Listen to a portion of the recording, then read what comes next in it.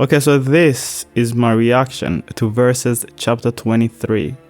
I've been extremely excited for this chapter because in the end of the last chapter, we kind of got some crazy turn of events. And I've also talked about this a little bit, but I think Rinri is going to be aware of Zeabi's plan. However, at the same time, I feel like Rinri is going to be willing to work with Zeabi and the other humans, just as long as it benefits the Lawless. Even Zeabi is talking about how he looks small and slender. For a leader of these barbarians, he doesn't look like this huge, powerful guy. Oh my god. I was literally in the last chapter review, I was talking about how this idea is almost exactly the same like Hollow's idea of pitting the natural enemies against each other. And Zeabi is saying that those Titan puppets, the way they made them like puppets of their army basically, is a much better idea than their idea of trying to trick the enemies into fighting each other. Whereas you see this Lawless, they're also human, and they're also kind of desperate to find a way, but they just did it so effortlessly and came up with an even better version of that plan. The next panel, this guy is looking like he's already breaking character. Rinri, it's nice to meet you, I am Zeabi. As you may already know, I am from a different world. You are interested in magic, right? We don't want to fight you, let's lay our cards on the table and talk this out. And then he basically starts crying. Maybe it's like the thought of him getting magic or something. I need to ask, do you know what this food is? He's simping about this food, I guess. So maybe he just found it from somewhere and it's like the greatest thing to him. Zeabi is blowing. He's like, no, I've never seen that. It's apparently mochin pudding. And it's a huge cup. 220 grams. But no, I feel like Zeabi should have played along. Like, yes, I know some guys who might know what that is. It's apparently called pudding. We brought it from the outside. And it's delicious. I've never tasted anything this good. I want more. Do you know where we can find more of this pudding? Zeabi, come on, read the room. Yes, you know. Yes, you know. I'm sure Tatsuya knows something. No, I don't know anything about this pudding, but I do know about a lot of other things that you might find helpful. He's like, we know one of your guys was infected by the parasites and we know how to basically cure the parasites. And he's saying something that is extremely logical, you know, they are both human, they should kind of agree on this. Like, we can exchange intel and help each other in that kind of way and increase the chance of survival for both of us. On the one hand, Rinri and the Lawless don't really need as much help, so they're probably less, especially since they're kind of evil, they're probably less willing to cooperate since they have the Titans.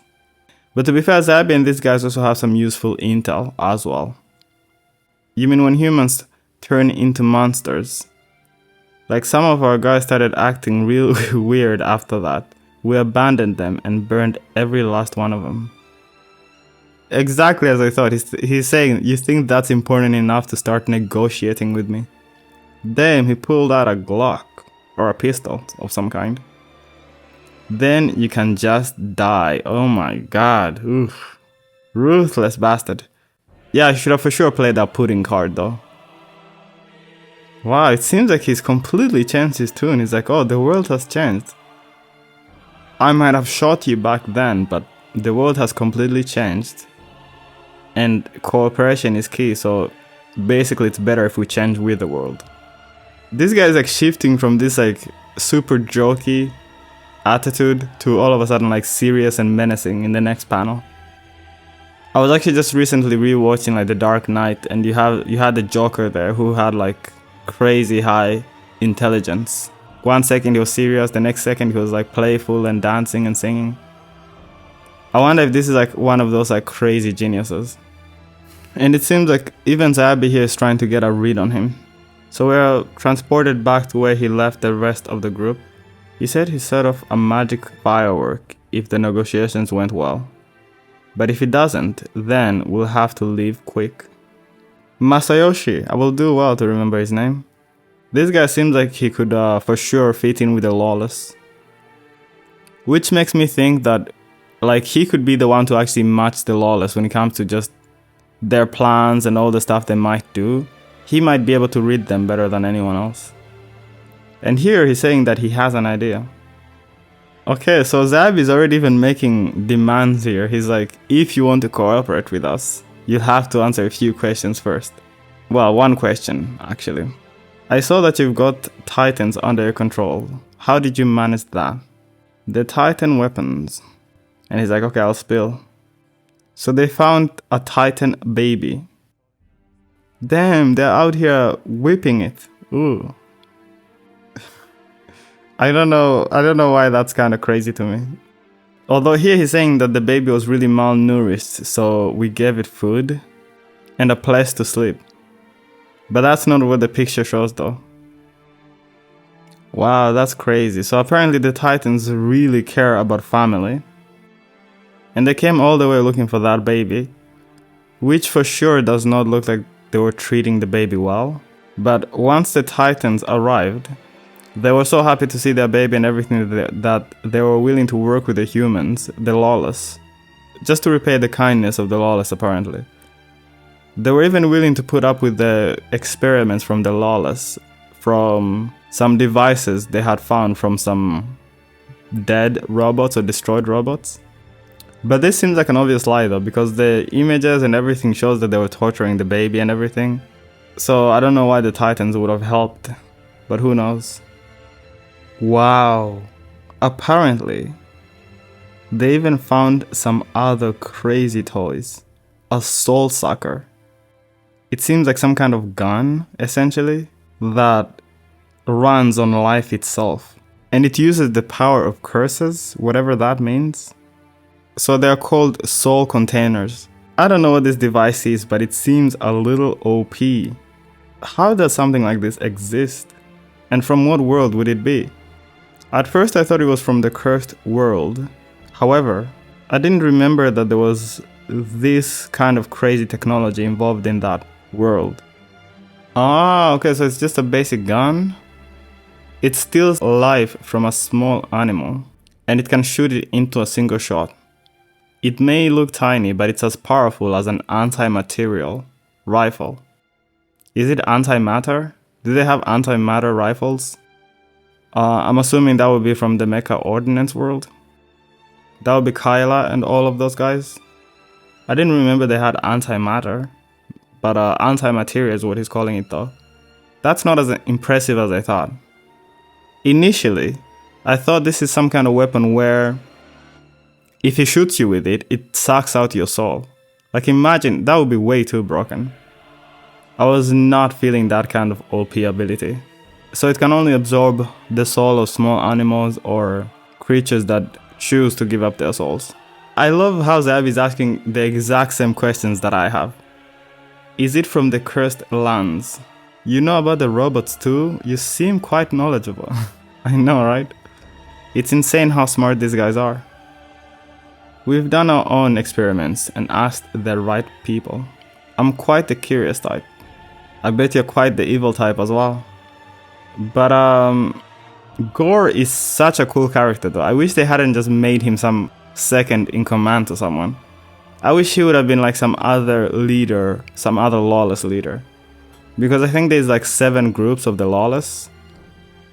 Gore could have easily been the leader of one of them because he just seems so cool on his own. So they've got power suits from the Mecha Ordnance.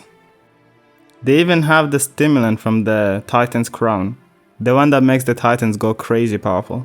Not the Titans, the people from the Titans world. They even have the world essence from the Aggression? My goodness. It's a hard one to say. So there's just a mountain of these toys that they've gathered so far.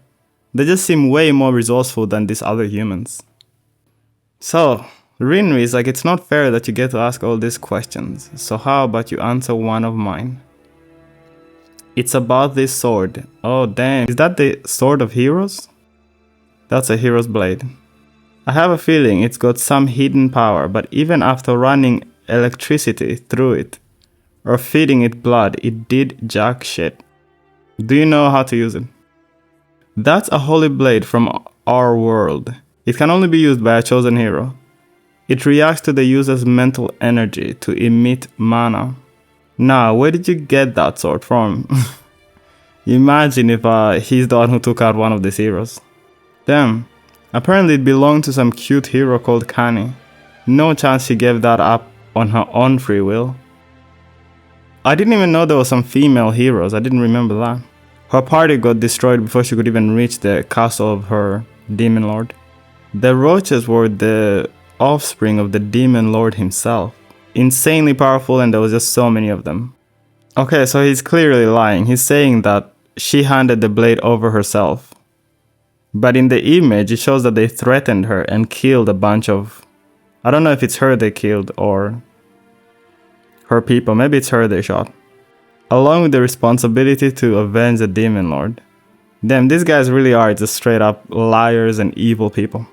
All the stuff he's been saying and how they got it and how they discovered certain things all seems to be a lie. But I still don't understand how he's not doing the same thing to Zabi so far yet, at least. But this was a bad lie though, because Zabi would know that these heroes would never give up. And he immediately points it out that you're lying. And he immediately goes to state how they got the weapon from the hero. Pretty accurately too. But Zabi seems pretty pissed off, like he's ready to fight all of them by himself. Like, answer me now, what happened to them? Something tells me he doesn't want to know. What's the point in asking when you already know? I was trying to answer your questions in a way that meets your expectations. You need pawns to survive in this chaotic world, wouldn't you agree? And that applies to us too. I never asked about your feelings. We've already proved our worth, so it's about time you prove yours. Damn. Now let me ask you again. He's like, we're all humans. We can't waste the efforts of those who already died. Shouldn't we work together as a united species? Exactly as I was saying, they're going to agree to work together, but the Lawless are for sure gonna stab them in the back. I don't know if Zabi is going to accept. If he doesn't accept, he might die here for sure. The right move, I'd say, is to accept, but, cautiously try to distance yourself from them as soon as possible. He asked again. Earlier you said that you heard about all this tech from the people who knew about the other worlds. What happened to those people? Where are they now? I am sure now.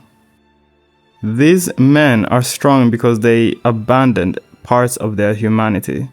Their ethics, conscience, and feelings, thoughts a normal human would have. This is what that little girl was telling Zabi, that he was being way too naive, and he basically didn't understand what true evil really is. The real enemy of humanity is evil. I couldn't agree with this statement more. I feel like that is so true. The evil that resides within humans. Sorry, but I can't work with you. Oh wow. But I feel like this is not the move though. Like if you're dealing with this kind of evil people, think of like a Tyrion Lannister from Game of Thrones, if you've seen that. He kind of knew like, okay, you gotta be able to understand how these people think if you really want to survive. You just can't keep your honor forever. I'm not saying do the stuff they do, but yeah, pretend like you're gonna work with them. You gotta live long enough to find an answer or to find a way to get away and help your people. But if you just say no straight up, they're gonna imprison him for sure or kill him. He can't dirty their way of survival, even if it's to survive. That would make us no better than the demons. We are humans, and we can't lose the pride of being human. We aren't going to take from others, nor let them take from us.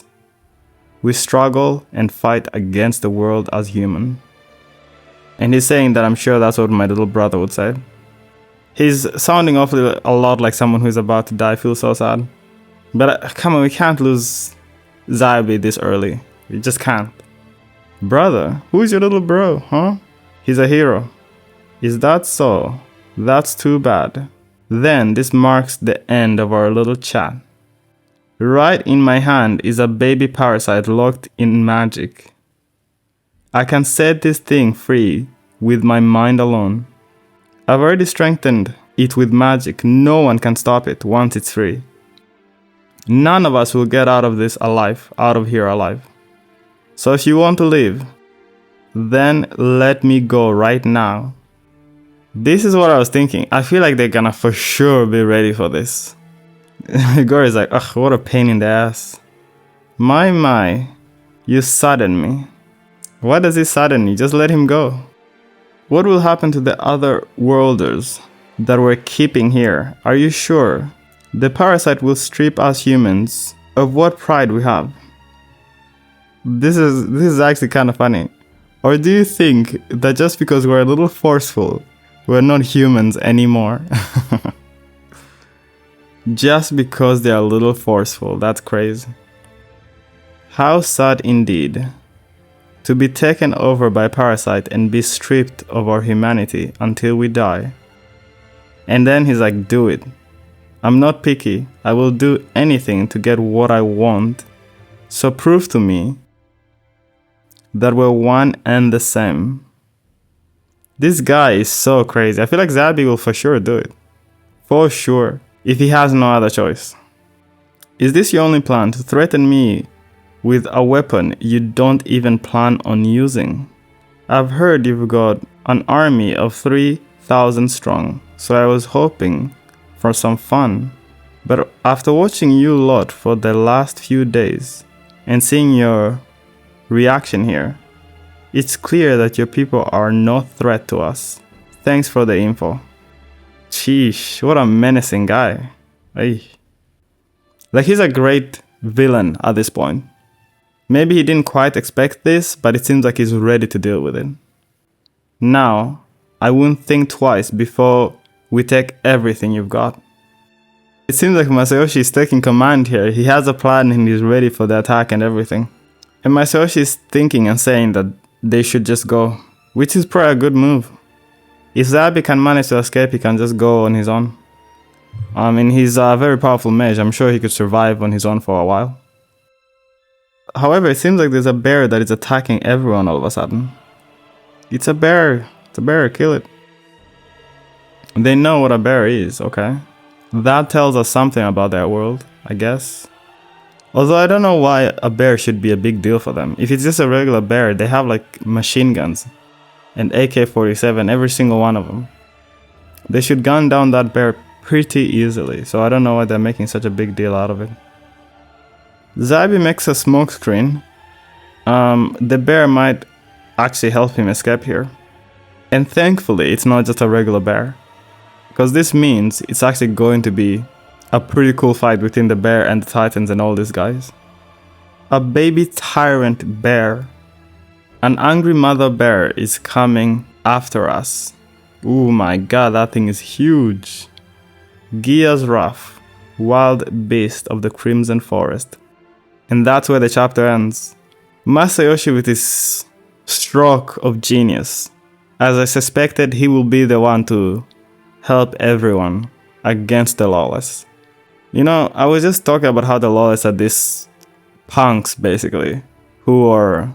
But I didn't really think they're like actual, like, evil, like, real evil. But from Rinri, it's starting to become a little more clear how terrible and how really evil these people really are. Tell me what you thought about this chapter in the comments. Thanks for watching and see you in the next one.